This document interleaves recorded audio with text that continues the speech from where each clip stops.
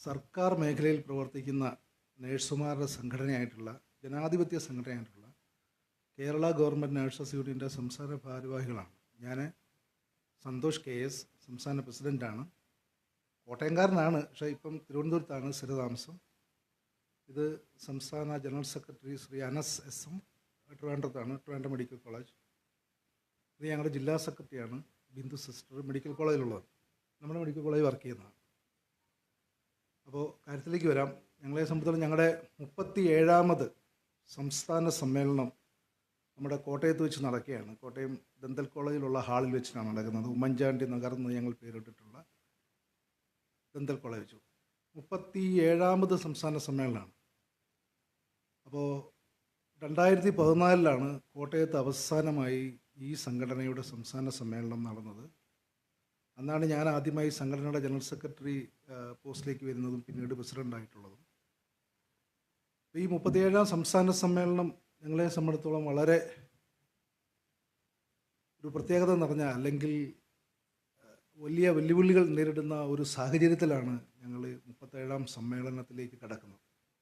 ഒന്ന്, നിങ്ങൾക്കറിയാം, സിവിൽ സർവീസിൽ നമ്മുടെ സർവീസ് രംഗം, പ്രത്യേകിച്ച് ആരോഗ്യരംഗമൊക്കെ പത്രക്കാരായ മാധ്യമപ്രവർത്തകരായ നിങ്ങളെ ഞാൻ പ്രത്യേകിച്ച് പറഞ്ഞു തരേണ്ട ആവശ്യമില്ലെങ്കിലും കേരളത്തിലെ നഴ്സുമാരെ സംബന്ധിച്ചിടത്തോളം വലിയ പ്രതിസന്ധികൾ നേരിടുന്നത്, അത് സർക്കാർ ആരോഗ്യ മേഖലയിലായാലും സ്വകാര്യ ആരോഗ്യ മേഖലയിലായാലും നഴ്സിംഗ് വിദ്യാഭ്യാസ രംഗത്തായാലും വലിയ പ്രതിസന്ധികൾ നേരിടുന്ന ഒരു കാലഘട്ടത്തിലൂടെയാണ് നമ്മൾ കടന്നു പോകുന്നത്. നിങ്ങൾക്കറിയാം, സർക്കാർ മേഖലയിൽ ഞാൻ മറ്റു കാര്യങ്ങളൊക്കെ മാറ്റിവെക്കുക. അപ്പം ഞങ്ങളുടെ വ്യക്തിപരമായിട്ടുള്ള ശമ്പളത്തിൻ്റെ പ്രശ്നങ്ങൾ അല്ലെങ്കിൽ അതൊക്കെ ഞാൻ മാറ്റിവെച്ച് കഴിഞ്ഞാൽ പൊതുജനങ്ങളുമായി ബന്ധപ്പെടുന്ന ഒരു പ്രശ്നം എന്നുള്ളത് ഞങ്ങളുടെ ജോലിഭാരം സംബന്ധിച്ചാണ്. നിങ്ങൾക്ക് പല കാര്യങ്ങളും നിങ്ങളും ആശുപത്രികളുമായിട്ട് ബന്ധപ്പെടുന്ന മാധ്യമപ്രവർത്തകർ എന്നുള്ള നിലയിൽ നിങ്ങൾക്കതൊക്കെ അറിയാം.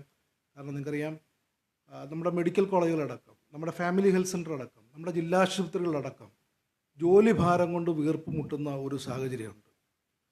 ഇപ്പോൾ പണ്ടത്തെ കാലത്ത് പോലെയല്ല, നമ്മളിപ്പോൾ ഏറ്റവും ജനങ്ങൾ കൂടുതലും ഇപ്പോൾ സർക്കാർ മേഖലയെ ആശ്രയിക്കുന്ന ഒരു കാലഘട്ടമാണ്. അതായത് ജീവിത ചെലവുകൾ വർദ്ധിച്ചു വരുന്ന ഈ സാഹചര്യത്തിൽ, മെഡിക്കൽ ചെലവുകൾ വർദ്ധിച്ചു വരുന്ന ഈ സാഹചര്യത്തിൽ ഒത്തിരിയും കുടുംബങ്ങൾ സർക്കാർ മേഖലയെ ആശ്രയിക്കുന്ന ഒരു കാലഘട്ടത്തിലൂടെയാണ് നമ്മൾ കടന്നു പോകുന്നത്. അപ്പോൾ ഇത്തരത്തിൽ നോക്കുമ്പോൾ 1961 സ്റ്റാഫ് പാറ്റേൺ അത് വെച്ചിട്ടാണ് ഇപ്പോഴും ഓടിക്കുന്നത്. ഇടക്കാലത്ത് പല ഗവൺമെൻറ്റുകളും അധികാരത്തിൽ നിന്ന് കുറച്ച് പോസ്റ്റുകൾ വർദ്ധിപ്പിക്കാറുണ്ട്. പക്ഷെ അതിലുപരി ഞാൻ നേരത്തെ സൂചിപ്പിച്ച മാതിരി രോഗി നേഴ്സ് അനുപാതം അത് വളരെ അന്തരം വർദ്ധിച്ചു വരുന്ന ഒരു കാലഘട്ടമാണ്.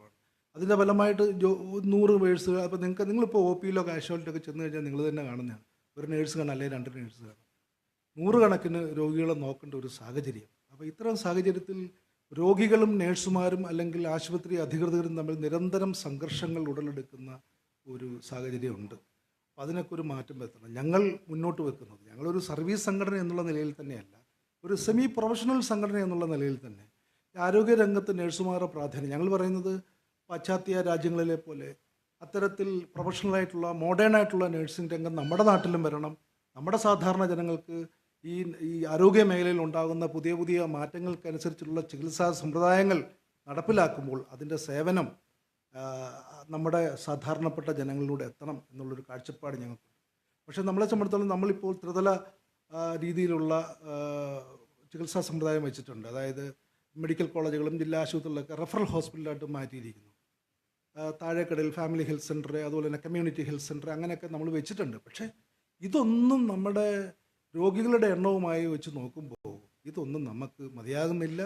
ഇപ്പം തന്നെ നമ്മുടെ ആശുപത്രിയിൽ ഭൂരിഭാഗവും ഓടിച്ചുകൊണ്ട് പോകുന്നത് താൽക്കാലികമായിട്ടുള്ള ജീവനക്കാരെ, നേഴ്സുമാരും ഡോക്ടർമാരും അടങ്ങുന്ന ജീവനക്കാരെ വെച്ചിട്ടാണ് പോകുന്നത്. പലയിടത്തും മരുന്നുകൾ കിട്ടാനില്ല. അങ്ങനെ നിരവധി പ്രശ്നങ്ങൾ ആരോഗ്യ മേഖലയിൽ നിൽക്കുന്ന സാഹചര്യത്തിലാണ് ഈ 37ാമത് സംസ്ഥാന സമ്മേളനം ഞങ്ങൾ കോട്ടയത്ത് വെച്ച് നടത്തുന്നത്. ഈ സമ്മേളനം, ബാക്കി കാര്യങ്ങൾ കൂടുതലും ജനറൽ സെക്രട്ടറി പറയും. ഈ സമ്മേളനം ഉദ്ഘാടനം ചെയ്യുന്നത് ബഹുമാന്യനായിട്ടുള്ള മുൻ ആഭ്യന്തര വകുപ്പ് മന്ത്രിയും കോട്ടയത്തിൻ്റെ വലിയ നേതാവുമായിട്ടുള്ള ശ്രീ തിരുവഞ്ചൂർ രാധാകൃഷ്ണൻ സാർ അവറുകളാണ്. അത് ഉദ്ഘാടന സമ്മേളനം അദ്ദേഹം ഉദ്ഘാടനം ചെയ്യും. അതോടൊപ്പം പ്രതിനിധി സമ്മേളനം ബഹുമാനപ്പെട്ട MLA ശ്രീ ചാണ്ടി ഉമ്മൻ അവറുകൾ ഉദ്ഘാടനം ചെയ്യും. ഇതിൻ്റെ സാഹസംഘം ചെയർമാനായിട്ട് പ്രവർത്തിക്കുന്നത് നമ്മുടെ പ്രിയപ്പെട്ട DCC പ്രസിഡന്റ് ശ്രീ നാട്ടക സുരേഷാണ്. അപ്പോൾ ഈ സമ്മേളനത്തിന് അതുപോലെ തന്നെ മറ്റ് സാമൂഹ്യ സർവീസ് സംഘടന രാഷ്ട്രീയ നേതാക്കൾ കോട്ടയത്തുള്ളവർ ഞങ്ങൾ ഈ സമ്മേളനം ഞങ്ങളുടെ സംഘടനയെ സംബന്ധിച്ചിടത്തോളം ഞങ്ങൾ ഇപ്രാവശ്യം വളരെ ചെലവ് ചുരുക്കി നടത്താൻ തീരുമാനിച്ച ഒരു സമയം. ഏതാണ്ട് ഒരു പ്രധാനപ്പെട്ട സമ്മേളനം ജാനുവരി 14, 2026 ജാനുവരി 14 നടക്കും. ജാനുവരി 15 ഞങ്ങളുടെ സംസ്ഥാന കൗൺസിലും നടക്കും. അതോടുകൂടി ഞങ്ങളുടെ ഈ സമ്മേളനം അവസാനിക്കും. അതോടൊപ്പം നിങ്ങളെ ഏവരെയും എല്ലാ മാധ്യമപ്രവർത്തകർ കോട്ടയത്ത് നേഴ്സുമാരെ സംബന്ധിച്ചിടത്തോളം നേഴ്സുമാരുടെ ഉന്നമനത്തിനും നേഴ്സുമാരുടെ പ്രശ്നങ്ങളിലും കോട്ടയത്തെ മാധ്യമപ്രവർത്തകർ സജീവമായി ഇടപെട്ടിട്ടുള്ളവരാണ്. നമുക്കറിയാം പല മാധ്യമപ്രവർത്തകരുടെ ബന്ധുക്കളോ ഭാര്യമാരോ ഒക്കെ ഞങ്ങൾക്കറിയാവുന്നവരുണ്ട്, ഈ മേഖലയിൽ പ്രവർത്തിക്കുന്നവരുണ്ട്. അപ്പോൾ അവർക്കൊക്കെ അതുകൊണ്ട് തന്നെ നേഴ്സുമാരുടെ പ്രശ്നങ്ങളെക്കുറിച്ച് കുറച്ച് എങ്കിലും അവർക്ക് അറിയാം എന്നുള്ള ഒരു ചിന്ത എനിക്കുണ്ട്. ഞാൻ മറ്റ് കാര്യങ്ങൾ ഇപ്പോൾ നഴ്സിംഗ് മേഖലയിൽ സർവീസ് മേഖലയിൽ ഞങ്ങൾ നേരിടുന്ന മറ്റു പ്രശ്നങ്ങൾ സംബന്ധിച്ച് ജനറൽ സെക്രട്ടറി സംസാരിക്കും. അദ്ദേഹത്തിന് ഞാനൊന്ന് മൈക്ക്